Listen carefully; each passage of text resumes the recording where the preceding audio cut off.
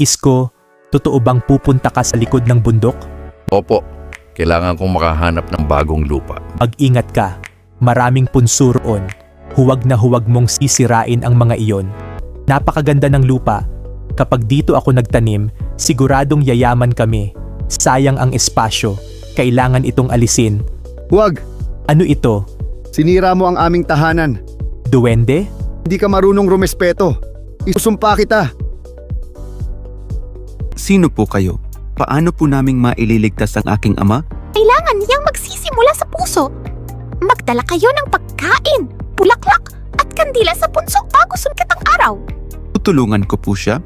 Kuya, natatakot ako.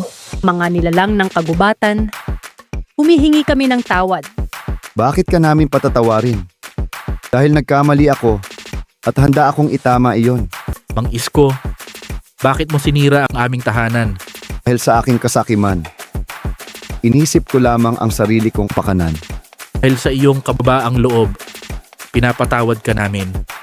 Ngunit tandaan ninyo, ang kapag muling sinira ng tao ang kagubatan, mawawala ang biyaya nito. Mula noon, nanatiling masagana ang ani ng baryo at natutunan nilang igalang ang mga dinakitang nilalang